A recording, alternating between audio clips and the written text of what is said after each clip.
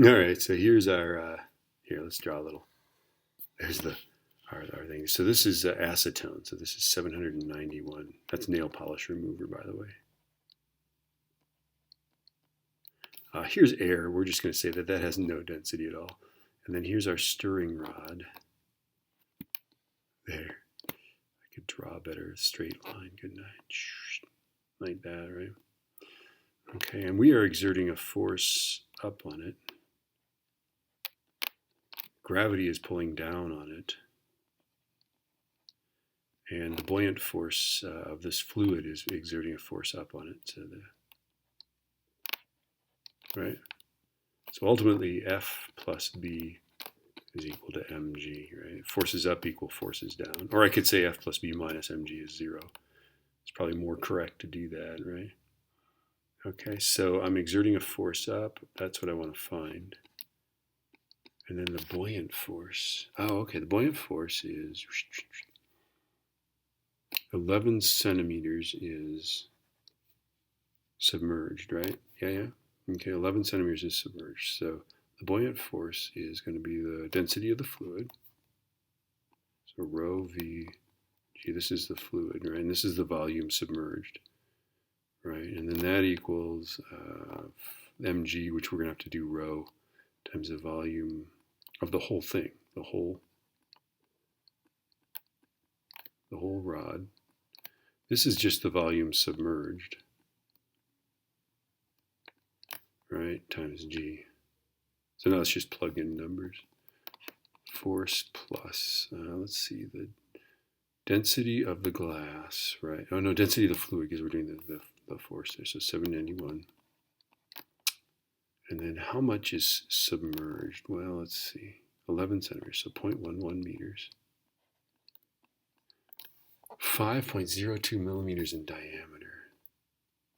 Okay, my gosh, so that's going to be pi r squared h, right? Volume of a cylinder is pi r squared h, right? So that's going to be pi times 5.08. I'm not even going to try to move the decimal. 5.02 to e minus 3, and then that's the diameter, so divide by 2, square that, times 0.11. So what are we doing here? This is the density.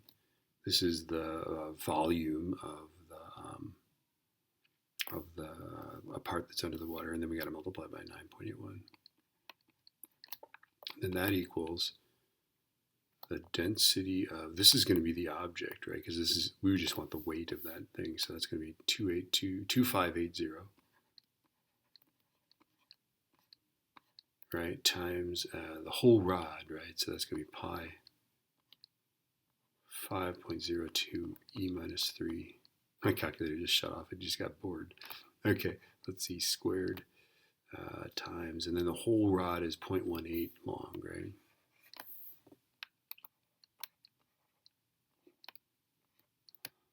Okay, times 9.81.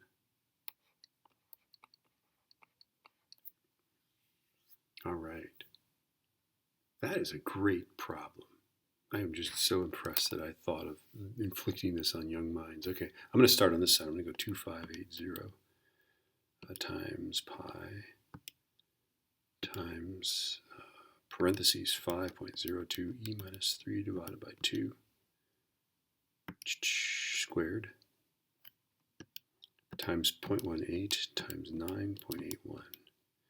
And then I'm going to say minus 791 times pi times parentheses 5.02 e minus 3 divided by 2, right parentheses, squared times 0.11 times 9.81.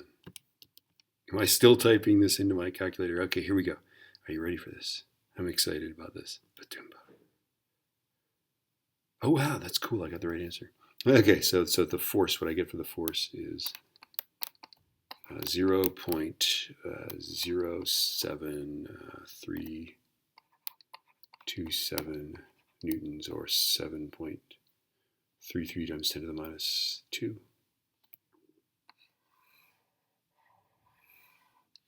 Yeah.